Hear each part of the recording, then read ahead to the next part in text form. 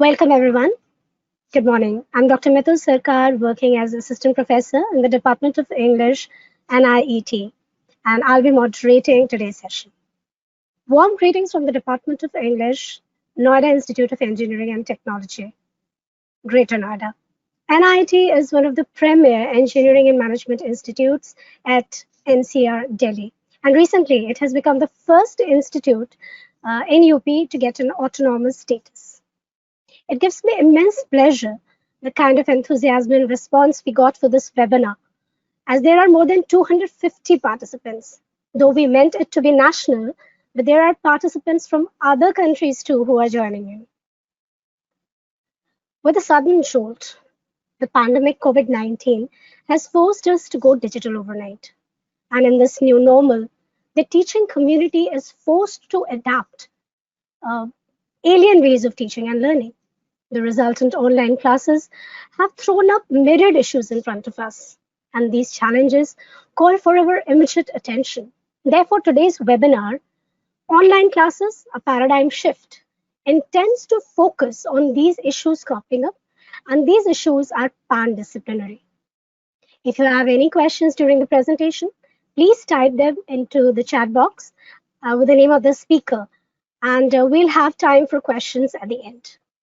The link of the feedback form will be shared at the end, and you will get the certificates only once you fill the feedback forms.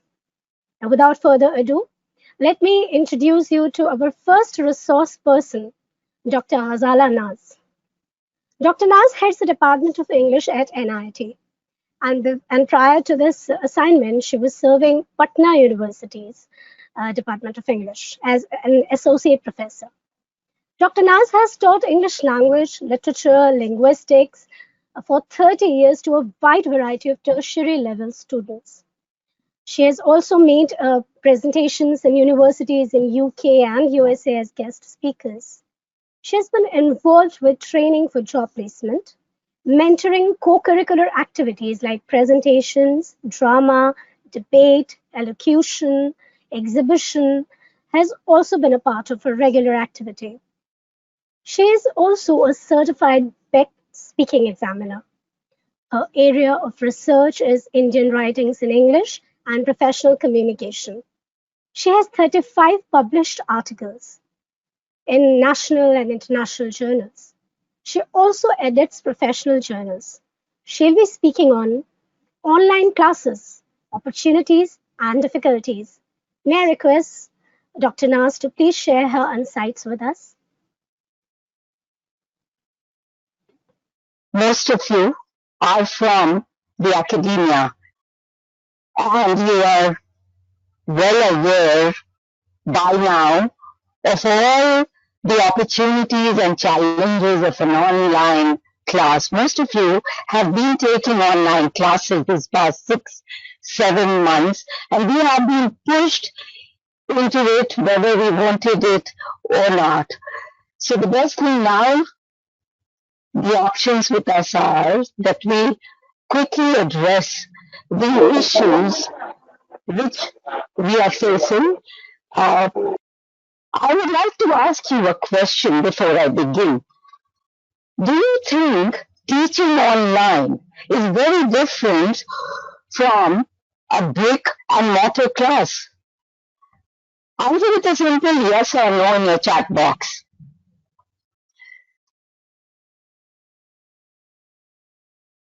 Most of you will feel that it is different.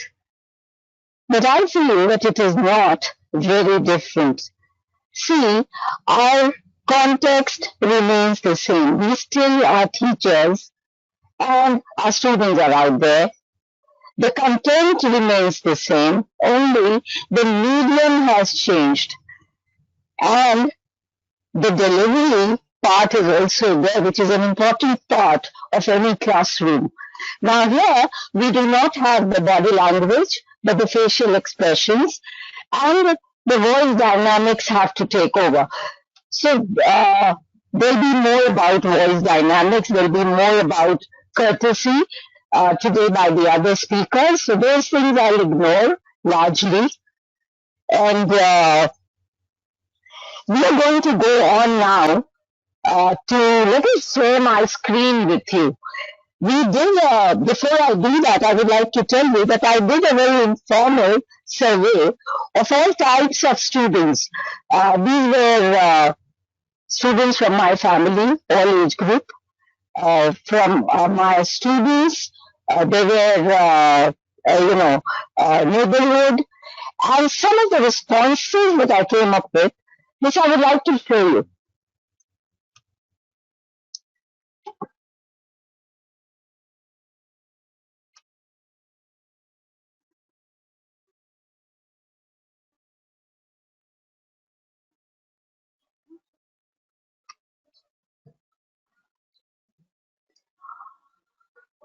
All right. So here we are with the online classes, and here are the responses. Yes. Okay.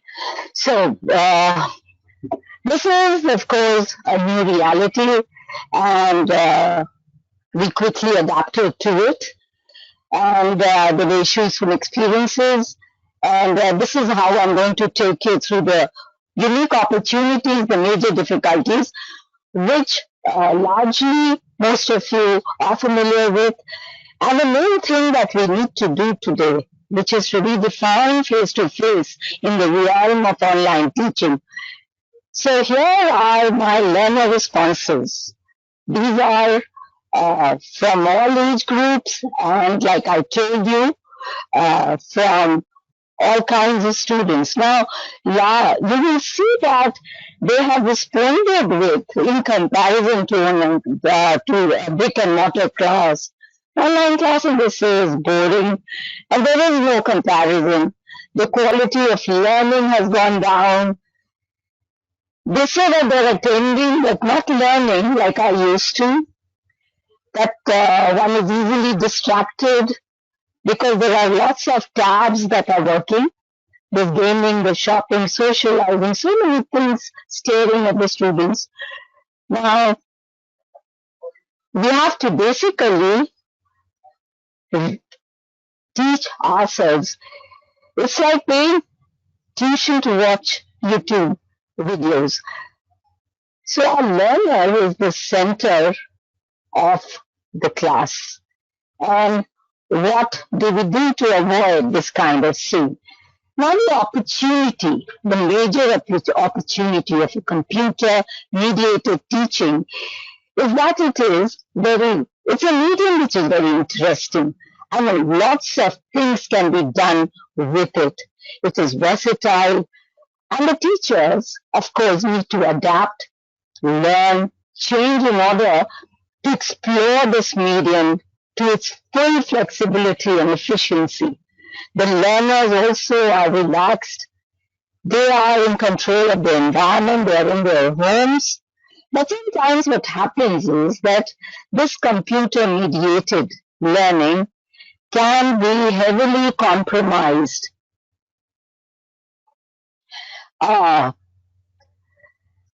It is expensive.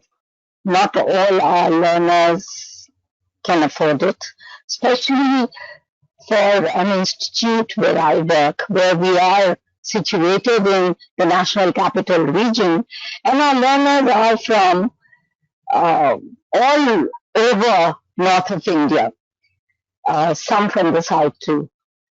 Now they're sitting in remote places, their online connectivity may not be too good, and these are challenges that we are facing, and we need to do something about it. Discipline and punctuality may become a problem, but the major advantage is that it is an anytime, anywhere learning. Room sizes can be as large or as small. There are no wall constraints. But the biggest disadvantage that I feel about computer-mediated learning is the fact that there is little human interaction, and it can lead to learner isolation. The face-to-face classroom and the way the teacher interacts has to be then rediscovered in this realm of online teaching. And how do we do it? That is, I think, our biggest challenge. Now, these are some suggestions, which I think this is important. Some suggestions on managing an online class.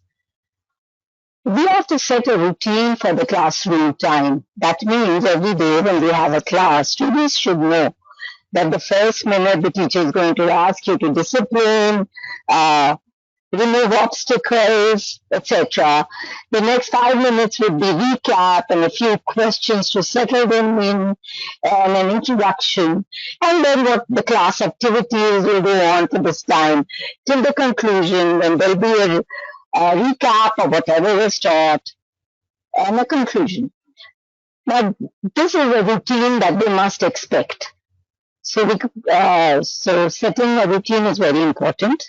Then distractions at the beginning, setting up behavioral norms. Students should know what kind of behavior is acceptable, what is unacceptable, and stick to it. And we have to see that we enforce it. There are academic expectations of how well they're supposed to do. What are the things, all the tasks that are set out to them, the assignments, what reading, what do they come to class with, all that. Then there is a suggestion that I have found very helpful. Fix a fixed time, which the students know very well. I advertise it right at the beginning. When they can take an appointment for a one-to-one chat session. This really helps to bring them closer. Then, of course, we have our carrot and stick methods of giving incentives and rewards for excellence for those who've worked well, who've been taking part. Now, in order to make a class interactive, there are, a whole lot of things and areas that we could do. I was asking around other teachers, which is also a very good idea. Take help from the peer group. See what works and what is not working. So I have asked around, and I have somebody who teaches, Dr. Marsha Aftab. Her name is on this slide, who teaches in Birmingham City University. And she had very good inputs about how to make classes more interactive, where she said that the teacher retains control, but the learners are given permission to become more independent.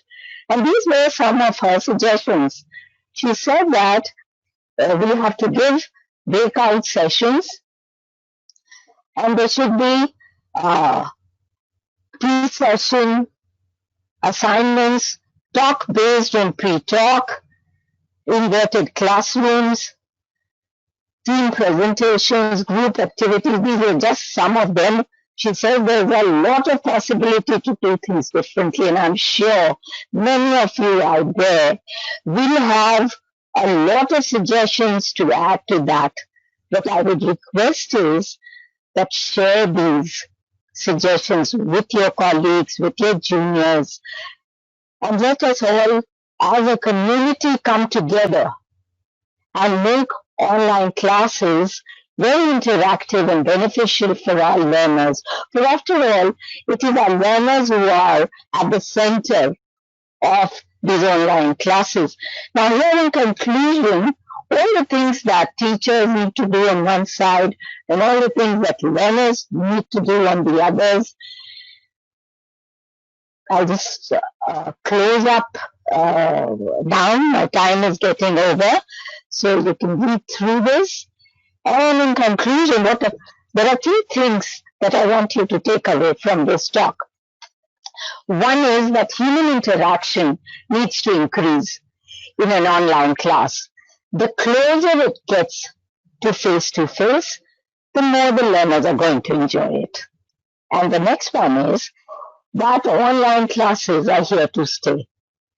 With the kind of technical know-how that the world, which is available to us around the world, online classes cannot take over a brick and mortar classroom, but they will be more with us. And the sooner we get comfortable, the better it is for us. Thank you so much.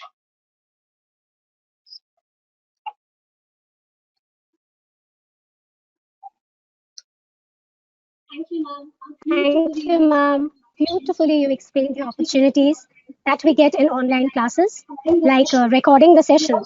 You also talked about pertinent issues like weak internet connections, lack of human interaction, etc.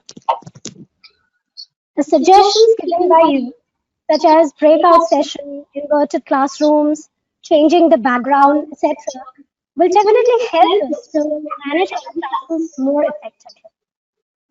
And now let's move to the next resource person, Dr. S.S. Mehndi. Dr. Mehndi has taught English language and literature for 24 years at an Indian university and 10 years at a foreign university. Phonetics and voice dynamics of English language are special areas of his interest. Presently, he is a professor of English at NIET Greater Noida.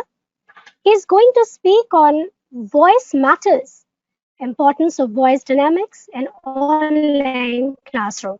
Over to you, sir.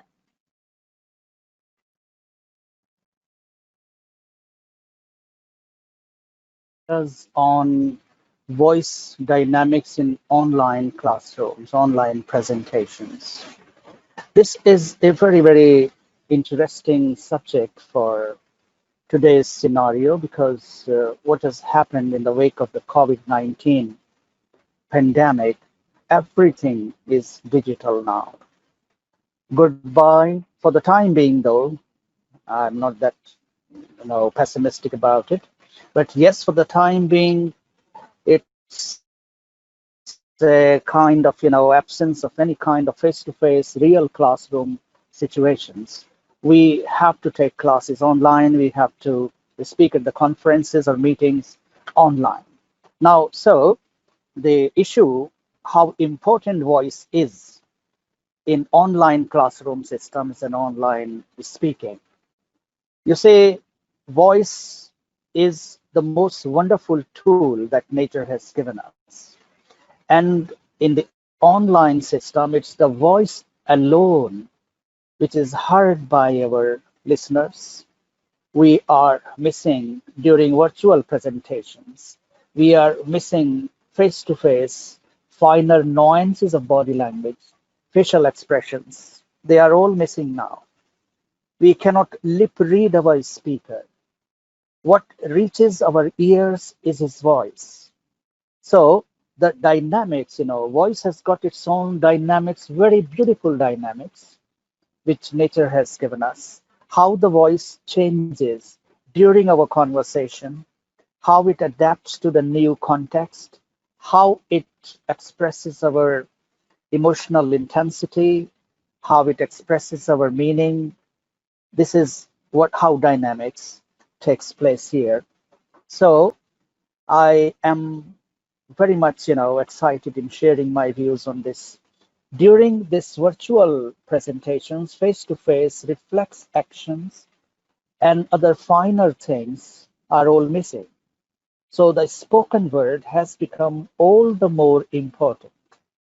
I think, friends, you all hear during classrooms online, teacher, speaker throwing questions at the students. Am I audible to you? Some say yes, ma'am or sir. Some say no. Does my voice reach you? Some say no. Some say yes. Do you hear me? Some say yes, some say no. So this is how it's working. And you see, added to this problem is the technical side of the issue. Our network system is not that stable. The ordinary classrooms in Indian cities, Indian colleges and schools are using a kind of improvised technical support. It's not like a big channel studio where online system is working very fine, but here in the classrooms, we are facing those technical handicaps. Okay, leave apart those technical things that are not in our control. They are beyond our control. What we can do is understand our voice dynamics and adjust it as we go on and on. Language experts, communication experts say that there are 4 P's of vocal expression that are very, very important. Power, power of voice, pace, pace of our delivery, pitch, pitch of our voice, and the 4th P is pause. You friends just look at how the power of the voice works here in online presentations. Our voice has got its own power. It's a natural talent, though, but it can be worked upon.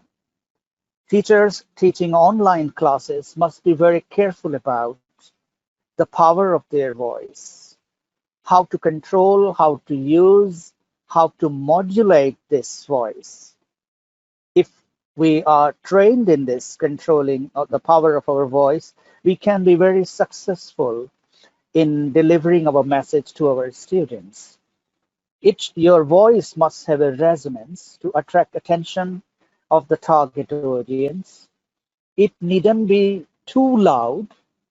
It mustn't be very weak either. How to modulate it, depends upon the training, upon the practice, upon the drill that we teachers have achieved during our teaching sessions. And because if we do not regulate the volume of our voice constantly, our listeners will lose interest, right? The 2nd P is pace of the voice. It's as important as the power of the voice. Here, pace refers to the speed of speaking words per minute. It's very important to maintain a proper pace of oral delivery. If we are speaking very fast, the listener will lose interest. And secondly, his brain will lose contact with what is going on because the brains have capacity, have their own limitations. They cannot absorb what the speaker is throwing around. And language experts say that a very reasonable kind of speed of delivery is somewhere between 140 and 160 words. This is a reasonable pace, I would say, because it gives sufficient time to the audience to absorb the meaning of the message. The next P is pitch of your voice. The voice rises and falls in a natural reflex to our emotional intensity, curiosity, feelings, and moods. It includes our intonation. If an online presenter is not modulating the pitch of his voice intonation according to the need, listeners will lose track and lose interest in his delivery. So this is also very, very important. Then the 4th P is pause.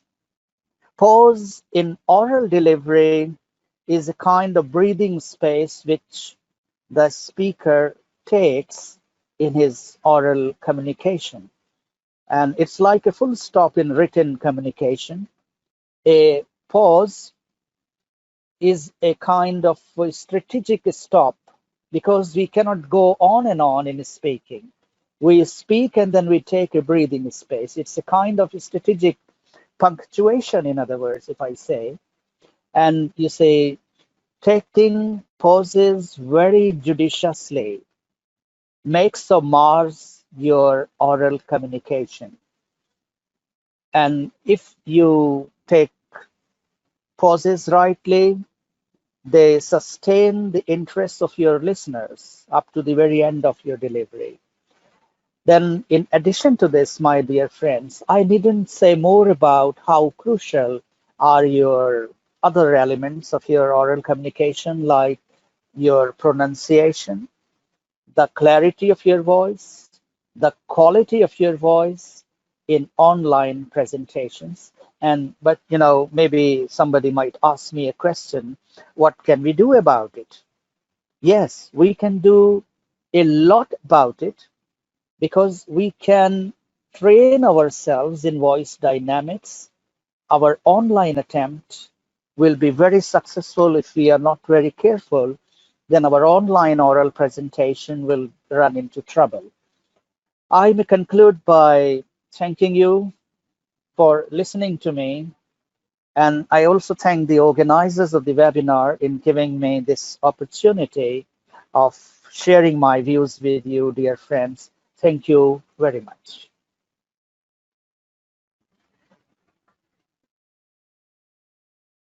Thank you, sir, for your insightful ideas and for letting us know the power of our voice in virtual classes, especially the things like the pauses, the clarity of our voice, the pronunciation. All these things are also extremely important and play a significant role. The talk was very informative and useful in the present day scenario of digital conferences and classrooms. And now let me request our next resource person, Ms. Pooja Tyagi. But Ms. Pooja Tyagi is assistant professor at NIET. She has been working here for the past 18 years now.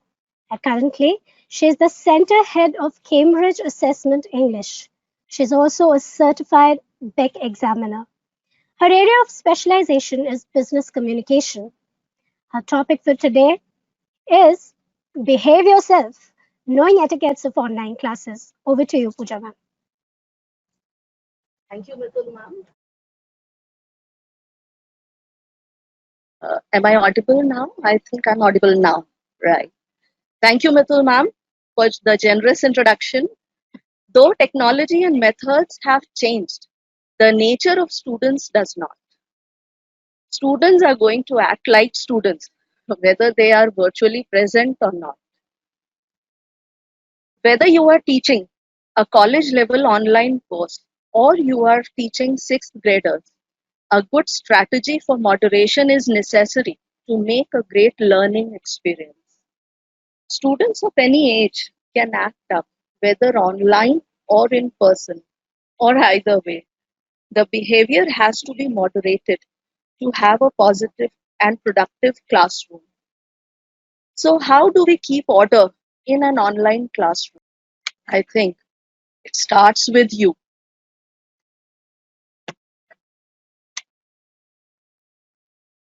Online etiquette is absolutely a thing. It is more important to exercise formal etiquette when you are in a leadership role. If you wouldn't say it to someone's face, don't say it online either. The importance of students' exposure and acclimation to this cannot be understated. Set an example of behavior that you expect from your students. Lead by example by following the established norms in terms of uh, dress code, polite language, no distractions, etc. Students will always notice if you are the one who isn't following the rules, which can lead to issues with discipline. Proper etiquette is not new to most of us. We grew up with our parents always telling us to mind our manners. But in a digital age where the unwritten online rules uh, are continually changing, proper etiquette may seem a bit mystifying. So I think that just easy as simple please and thank you won't work in etiquette. I have tried to prepare etiquette guidelines, though these guidelines are mostly for students, for online students who are attending the classes, but it applies to all of us. Sign in on time, find a quiet place to sit, mute yourself, speak before and after you get a permission to mute yourself, dress appropriately. Don't abuse the chat box. Be careful with humor and sarcasm. And I think most important is be kind and professional. Now, how can you make your virtual classrooms more pleasant and rewarding? I think one should start with improving one's virtual classroom management skills. Which traditional classroom management skills and approaches can you apply in the virtual classroom? Is the question. One should ponder upon it.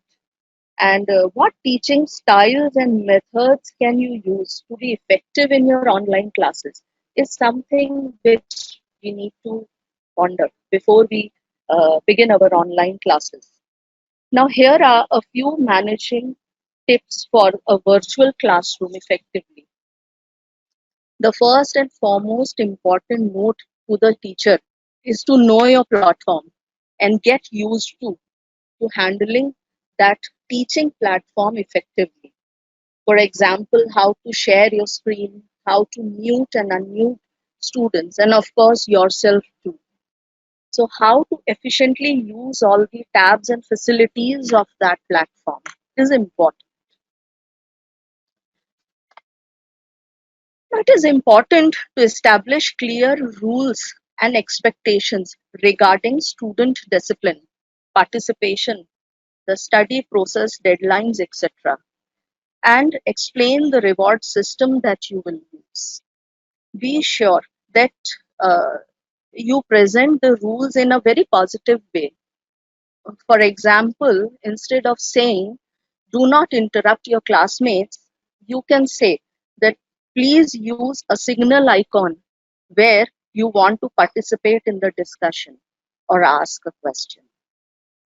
So present your students with their duties and your responsibilities during the study process. Very important is to discuss the rules and norms with your students. It will let them be the part of process of establishing rules. Use polite and respectful language. It will help your students to understand that what words and what kind of language is acceptable in your virtual classroom. Talk about the dress, what they could wear. For instance, pajamas are not appropriate for the classes even if they are attending the lesson from their own uh, personal rooms. And all phones should be muted. You encourage young students to stay away from toys and other eating materials, keeping eateries with them during the class. Students always feel more comfortable and confident when the study process is established and the procedures are predictable. So share your routine with them. Let them know that when what is expected from them and when the class will be taken and how the class will be taken, what is expected from them during the class. And it will be easier for them to follow the norms and participate in the learning process. Now, dealing with the discipline issues in a virtual classroom is really very important because it is inevitable that you will have to deal with discipline issues. The best way is to keep balance in your virtual classrooms is to deal with discipline problems immediately. It is a good idea to keep your attitude very positive and respectful, even if when you have to correct an unacceptable behavior. I would recommend that talk to each student who breaks the rules privately after the class and encourage them to improve their behavior. find out the reasons why they have been behaving in a particular manner. Now, something very important is to include everyone and encourage questions. Now, encouraging students to ask questions and answer to each other is very important. Include various team projects and divide the students into groups working in different breakout rooms. For future projects, you can switch the teams around. I think it would be a good idea to keep a track of which students are the most active in asking and answering questions and motivate the more quiet learners to participate more. Encourage critical thinking and healthy competition. Now, you have to be very friendly during your virtual classrooms because create because creating a delightful and friendly atmosphere in your class with a vibrant mood and fresh content will always help your students to participate more. A positive attitude is much more effective with students of all ages over punishment. Students like teachers who are friendly but firm. So be easygoing and open minded, but also make sure that everybody follows the established norms. Now, it's very important that you praise your students. One of the first things you need to establish along with the rules and norms of your virtual classroom is the reward system. So explain different ways of praising your students when they are making the progress. And you can use badges, cartoons, puppets, or songs, or any other innovative things when teaching children. You can motivate adult learners with different things like creating a list of top overachievers, appointing them as leaders for team and projects, and you can point out their accomplishments during the classes. Now, online tutoring is an experience that cannot be described with words. So let your students see how much you like and enjoy your job by being positive and friendly in your virtual classrooms. So teach with confidence. It is, if you don't feel confident, do your best to make it look like you do, because otherwise your students will sense your hesitation. So be confident and be positive when you are taking the classes. The more you practice online teaching, the better you will be able to manage your virtual classrooms with your own unique style. And with these words, I would like to thank you for listening to me, and I thank the organizers to give me this opportunity of interacting with everybody here. Thank you.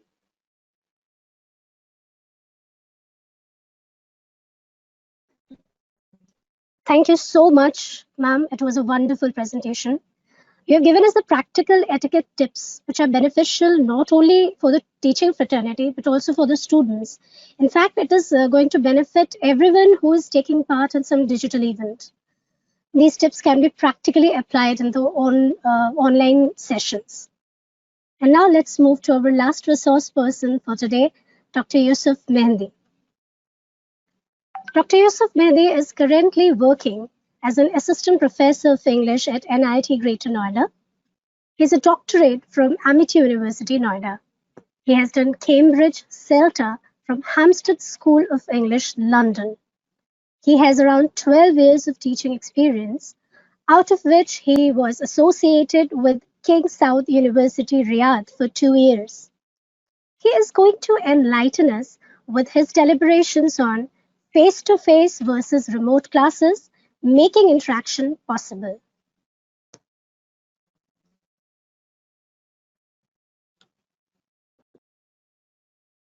A very good morning to all of you, and thank you very much, Mitul ma'am, for the lovely introduction. I hope you all are safe and sound. This pandemic has caught us unawares. and now we are struggling to cope with it. I will be talking about how to be face to face in online classes. That is, how we can make the online classes effective, perhaps at least as effective as the physical classes.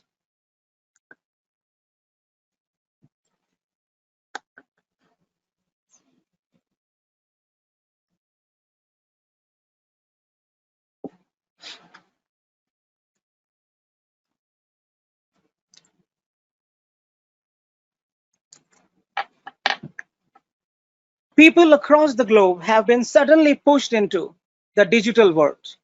As pointed out by Dr. Naz, that we indeed were moving towards digitization anyway, but this transition would have taken 10 to 15 years to be completed. Whereas the transition brought in by COVID-19 has been sudden. In every field, people have been compelled to go digital overnight. Education, too, hasn't been any exception. The teaching mode was suddenly changed to digital, and the teachers found themselves using the online platforms to deliver lectures. The students, too, had to adapt to the new normal quickly if they didn't want to lose on the lectures. But the question is this mode really doing justice with the students? And are the students really getting the knowledge and information shared with them online? What did you do during your recent online classes? I fell asleep. I was playing an online game. I was watching a series on Netflix. I was chatting with friends on social media. These are some of the answers from student feedback, which make us wonder, were the students really learning anything? The COVID-19 pandemic has forced most educational institutions and training organizations into using online mode. To make the adjustment, institutions have thrown a piece of technology, the online platforms, to conduct classes.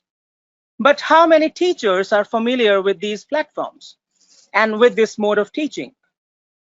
Many universities gave their professors crash courses too to transition to online learning. Unfortunately, such practices greatly limit the amount of learning that happens during these classes. Teaching online is like asking people who know how to drive to fly a plane. Educators need additional skills and beliefs in order to teach in an online environment to enable learning. Having said that, I also believe that there should be an expiry date of cribbing.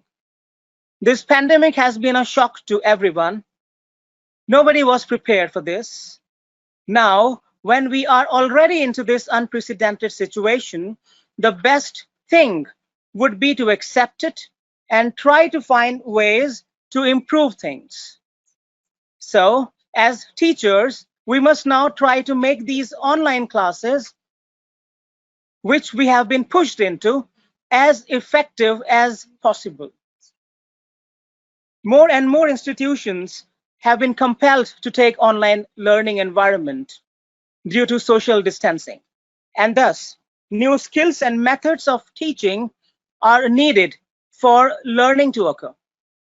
One cannot just do the same as in the face-to-face environment and expect the same results in the online environment. I'll share some of the key points which can help the educators use the digital mode of teaching in a more effective way. These key points are based on some of the best practices generated by world's leading online instructors. The first is duration of the online class. The duration of the online sessions should be checked. Very long virtual classes become boring and cumbersome. On the educator side, it's a lot of work to prepare for such lectures and presentations. On the student side, most of it won't be remembered. The lectures should not be more than 18 to 20 minutes at a stretch. The longer sessions should be divided into small segments of 18-20 minutes or less. And the teacher should design some activities in between to make class more meaningful and emotionally engaging for every student. Number of students in classes too affect the efficiency in the online classes. Next would be applying learning modality in delivery of the content. Learning modality is the method by which new information is received and remembered. Every person favors particular learning styles when it comes to learning or communication modalities. Some people who retain information better and show increased understanding when it is visually received are more visual learners, while others are more kinesthetic and a few are auditory. In face-to-face conversation, adapting to the receiver's preferred modality helps to make communication much more efficient. However, in the online learning environment, adapting content delivery towards the various learning modalities of the individuals in the class or group results in the information being more memorable. PPTs with effective visuals may be used for visual learners. Voice dynamics, which Dr. Mahdi was talking about, can be used for auditory learners, and the activities for the kinesthetic ones. Third point that I would like to emphasize is designing engaging activities. To keep the interest of the students intact, teachers need to design some engaging activities, as these in-class activities are great teaching tools. However, adapting them to the online environment calls for some creativity and understanding of the technologies being used. Of course, the activities should relate directly to both the class content and students' interests from their inventory. Students should see these activities as challenging and fun, and not just another meaningless exercise for the sake of killing time. If these activities encourage collaboration, that will be still better. Next point that I would like to talk about is effective use of Socratic methods. Using engaging questions enhances learning and accesses a sense of authentic care. By authentic care, I mean that when asking questions to encourage students, open-ended questions that connect to the students' interests and goals are powerful. In an online environment, this can be done by using discussion fora where each individual student gets to participate. The online environment is the perfect place to practice effective use of Socratic methods, since most online environments use the discussion forum. As educators, we must read students' posts. Students can practice by thinking through the questions, and then as teachers, we have to write them in response posts to test the engagement level of the students. Last point that I would like to talk about is online assessments. Although it is a very big challenge to maintain the sanctity and fairness of assessment system online, yet there are ways which can be adopted by the institutions to cope with this issue. To conduct fair examinations, institutions need to enhance the digital infrastructure and can use reliable online platforms for the same. By keeping the cameras on, you can also monitor the students during online assessments. But here again, the number of students should be checked. It's practically not possible to either teach or assess a class with more than 30 students in the online environment. In the end, I would just like to say that let's try to make most learning happen during these challenging times, as helping people learn something new and something meaningful will be the best contribution towards reducing the psychological damage caused by this pandemic. Thank you very much. for listening to me patiently. And I would also like to thank the organizers for giving me this opportunity. Thank you. Stay safe. Thank you, sir. How brilliantly you explained the difference between the face-to-face and remote classes, and that this gap can be filled. And it is also a learning session for us, that we are also learning the new things, and that we can make the remote classes more interesting and interactive. And now we have some time left for questions from the participants. If you have any questions, you can post it into the chat box. On your behalf, I can ask the speakers. We have already received a question, and this question is for Dr. Naz. The question is, what are breakout sessions? Yes, thank you for the question. It's an interesting idea. Online classes with one person speaking, like we were doing now also, one after the other, can get very boring for the students. So breakout sessions are when the teacher says, all right, here is the task, go offline, get back in 10 minutes, set a time limit for them to do a task, and then they come back with whatever was assigned to them. So there are many creative ways in which this can be handled, but breakout sessions give a breather to the students, and it is interesting, something that you can enliven your class with. Thank you. Thank you, ma'am. And there's another question for Dr. Yusuf Mehdi. The question is, what are the advantages of online classes?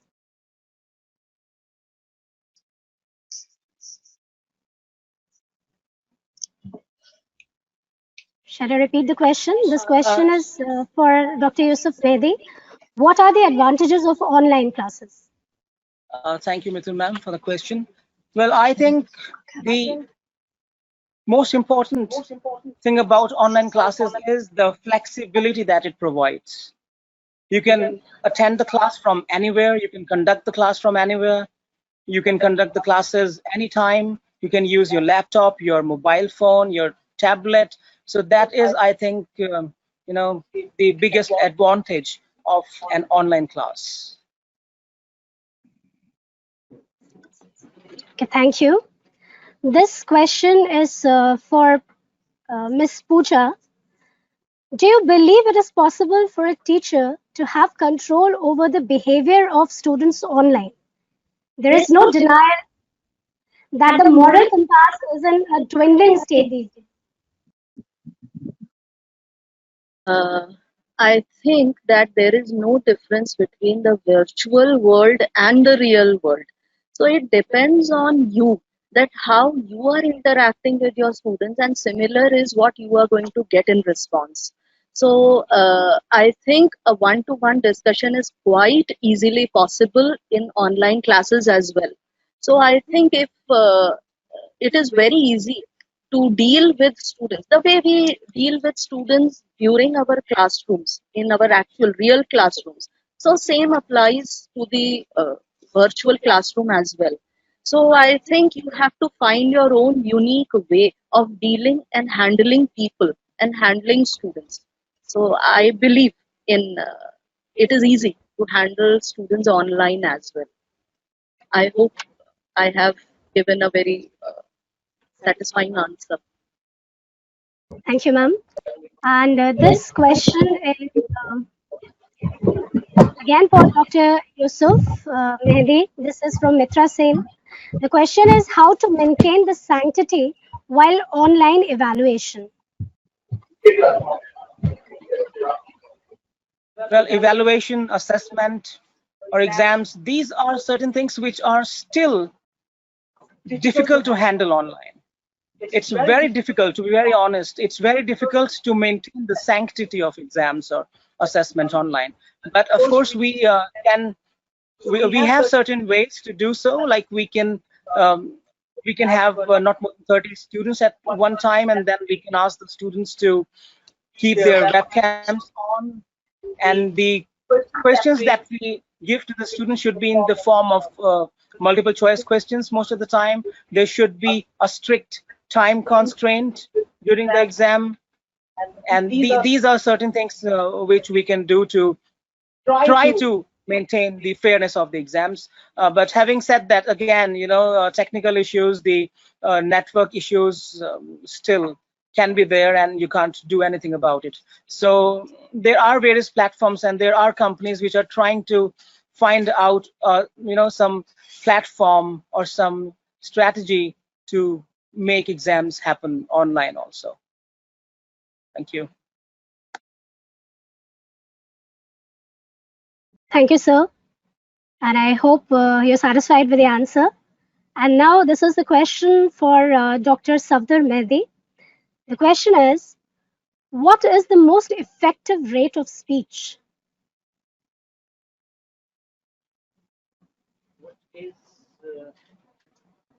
What's the most effective way to speak? So it's Rate, most effective rate of speech. Yeah. rate of speech, you say, as I mentioned during my talk with you, experts of communication say that it should be somewhere 140 to 160 words, but it's not a kind of arithmetical law. It can be varied, it can be increased, it can be cut down, but somewhere, it should not go up to 200 words per minute, or it should not be as slow as 100 words. You have a wide range, 140 to 160, to maintain the mental grasp of your listeners. It's neither very fast nor very slow going. Thank you very much.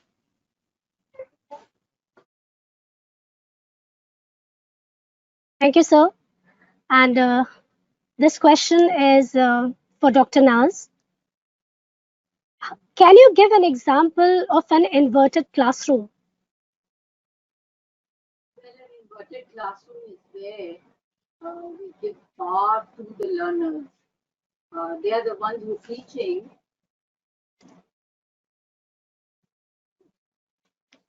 I think my microphone was not working. So, an inverted classroom, you asked me. That's where we give power to the students. They become the teachers. So this can be done by giving them uh, a topic before class and then making them prepare for it, and they come and actually take the class. So groups can do this. Thank you.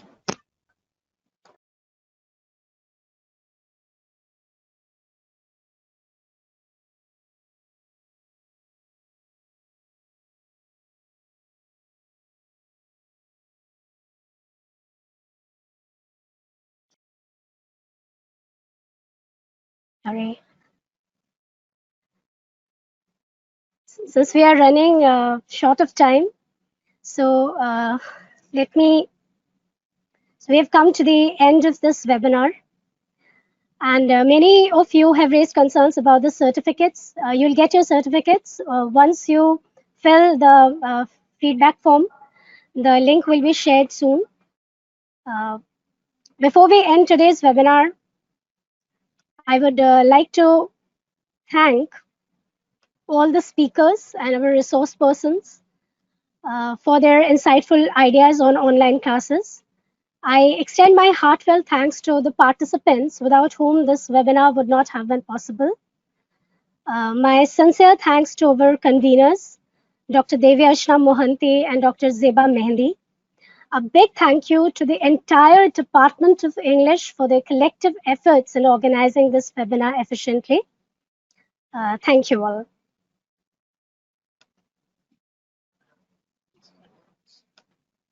The link for the feedback form has already been shared. Please fill the feedback forms and then you'll get the certificates. We would end the session now. Thank you very much for joining.